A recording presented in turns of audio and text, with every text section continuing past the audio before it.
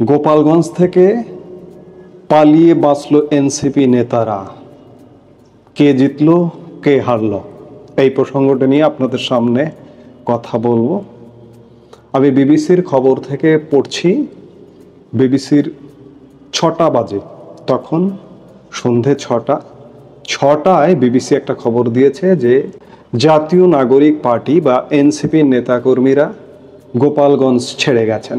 সেনাবাহিনী ও পুলিশের পাহারায় তারা গোপালগঞ্জ ছাড়েন। এই তথ্য নিশ্চিত করে এনসিপির যুগ্ম সদস্য সচিব মুশফিকুস সালিহিন বিবিসি বাংলাকে জানিয়েছেন তারা বিকেল 5টার পর গোপালগঞ্জ ছেড়ে বের হয়ে যান। আমি যে মুহূর্তে ভিডিওটা করছি ঠিক সেই মুহূর্তে, তার কিছুক্ষণ আগে কড়া পাহারায় তাদের 15 থেকে 16টি গাড়ির বহর গোপালগঞ্জ ছাড়েন। এই বহরে এনসিপি নেতাদের মধ্যে এনসিপির আহ্বায়ক নাহিদ ইসলাম, আক্তার হোসেন, হাসনাত আবদুল্লাহ, সার্জিস আলম সহ শীর্ষ নেতারা রয়েছেন। তাদের পালিয়ে যাওয়ার দৃশ্যের ভিডিও ফুটেজও এসছে, আপনাদেরও দেখায়। আপনারা নিশ্চয়ই ইতিমধ্যে দেখেছেন। এই ভাইরালের যুগে সোশ্যাল মিডিয়ায় আপনাদের এই মুহূর্তে খবর জানার একমাত্র মাধ্যম হচ্ছে সোশ্যাল মিডিয়া। বাংলাদেশের পত্রিকা, বাংলাদেশের টেলিভিশনে গোপালগঞ্জে অনেক ঘটনা ঘটেছে যেগুলো প্রকাশ করতে দেওয়া হয় না, প্রকাশ করা নিষেধ। এই যে দেখুন দৃশ্যটা, যে তারা সেনাবাহিনীর সাজোয়া জানে কিভাবে পলায়ন করছে। যেটি হোক, গোপালগঞ্জে এনসিপির সারা দেশের পদযাত্রার অংশ হিসেবে আজকে গোপালগঞ্জে গিয়েছিলেন, ভালো কথা। কিন্তু সেখানে যাবার আগে আমি আগের ভিডিওতেও বলেছি যে পরিমাণ উস্কানির উৎপাদন করেছিল এই এনসিপির নেতৃবৃন্দ, বিশেষ করে একটি ছেলে, একটা পুস্কে ছেলে, সেই উস্কানির প্রেক্ষিতে গোপালগঞ্জের মানুষ সংক্ষুব্ধ হয়েছে। মৌচাকে ঢিল দেন।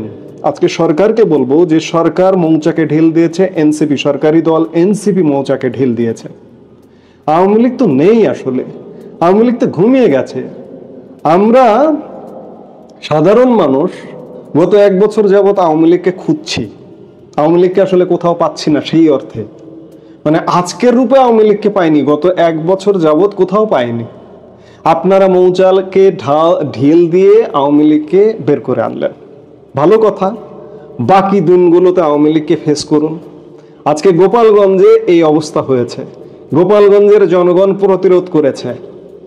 আগামীকালকে বাংলাদেশের সব জায়গায় গোপালগঞ্জের ঘটনা অনুপ্রাণিত করবে আজকের প্রতিরোধ। আজকে গোপালগঞ্জে যে ঘটনাগুলো ঘটেছে সেটি অত্যন্ত লজ্জাজনক, কলঙ্কিত। সরকারের পক্ষ থেকে, সরকারি দলের পক্ষ থেকে উস্কানি দিয়ে সেখানে মানুষকে সংক্ষুব্ধ করে ফেলানো হয়েছে। এটিকে কি বলবেন? এটিকে কি মব বলবেন নাকি প্রেসার গ্রুপ বলবেন? বিভিন্ন জায়গায় যে মব সৃষ্টি করা হয় তাদেরকে তো আপনারা সরকারিভাবে তাদেরকে বলেন প্রেসার গ্রুপ। কোথাও কোথাও কেউ বলেন যে মবের বদৌলতে অনেক কিছু চেঞ্জ হয়েছে, মবকে আমাদের শ্রদ্ধা করতে হবে, সম্মান করতে হবে। আজকে গোপালগঞ্জে যেটি ঘটেছে এটি ঘটবারই কথা ছিল। এই গর্তটা খুঁড়েছেন আপনারা। যেটি হোক, গোপালগঞ্জে অনেক মানুষ আহত হয়েছে, নিহত হবার খবরও অনেকগুলো পাওয়া গেছে। জানি না আসলে সঠিক কত সংখ্যক মানুষ। আওয়ামী লীগের লোকজনই নিহত হয়েছে, এনসিপির লোকজন নিহত হয়নি। এনসিপির লোকজন নিরাপদে পালিয়ে আসতে পেরেছে যান নিয়ে। কত সংখ্যক মানুষ নিহত হলো সরকারকে এটি প্রকাশ করবে না। আমরা হয়তো চূড়ান্ত মৃত্যু সংখ্যা সেখানে জানতে পারবো না। আজকে গোপালগঞ্জে যে ঘটনাটি ঘটলো, এই ঘটনায় কে জিতলো? আসলে আওয়ামী লীগ জিতেছে, সরকার জেতেনি। কারণ আওয়ামী লীগ এখানে প্রতিরোধ করেছে এবং আওয়ামী লীগ একটা নতুন দিগন্ত উন্মোচন করেছে যে প্রতিরোধ করলে প্রতিরোধ করা যায়। গোপালগঞ্জ সেটি দেখিয়ে দিয়েছে। এইরকম ঘটনা বাংলাদেশের আরো বিভিন্ন জায়গায় ঘটতে পারে। আজকে এনসিপি নেতৃবৃন্দের জন্য এটি শিক্ষণীয় যে খুব সহজে পার পাওয়া যাবে না। সারা বাংলাদেশের মাটির প্রতিটা ইঞ্চি মনে করা যাবে না যে এটা আমরা দুর্ভেদ্য। আজকে এনসিপির নেতৃবৃন্দের জন্য এটি শিক্ষণীয়। পুলিশ প্রতিরোধ করেছে? করেনি।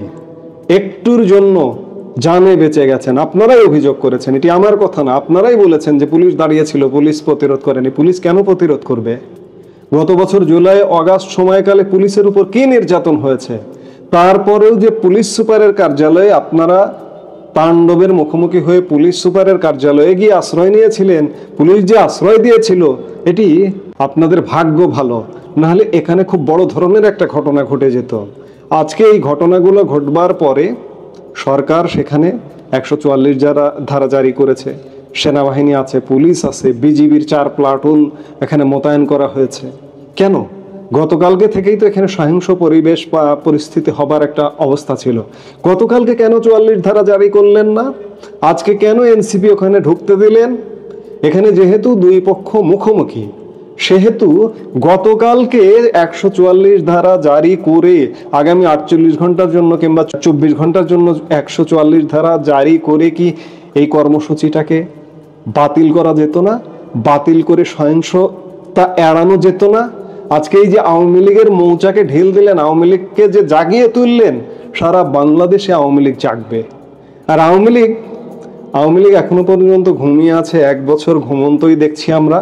কিন্তু ভাই, আপনারা যারা আওয়ামী লীগকে ভাবছেন যে আওয়ামী লীগ হারায় গেছে, পালিয়ে গেছে, চলে গেছে, 2006-07 সালের কথা একটু মনে করুন। 6 সালের কথা, তখন বিএনপি জামাত সদ্য ক্ষমতায় থাকাকালীন আপনারা সবাই একজোট ছিলেন। আজকেও আওয়ামী লীগ আসতে ধরলে জামাত বিএনপি সবাই এক হয়ে যাবেন। নতুন যুক্ত হয়েছে এনসিপি।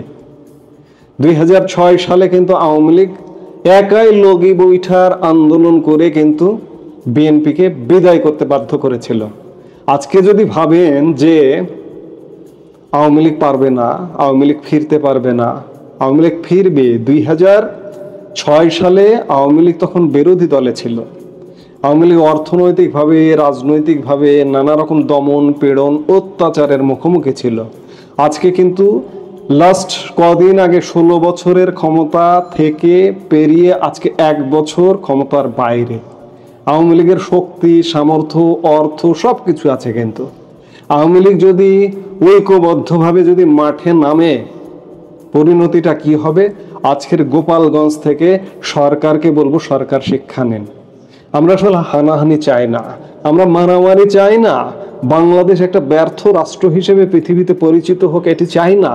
কিন্তু পরিকল্পিতভাবে সরকারি পৃষ্ঠপোষকতায় কয়েকটি রাজনৈতিক দল মিলিয়ে বাংলাদেশকে একটি সহিংসতাপূর্ণ, গৃহযুদ্ধপূর্ণ দেশের দিকে নিয়ে যাওয়া হচ্ছে। আজকে কিন্তু গোপালগঞ্জের ঘটনা সেটিই বলছে।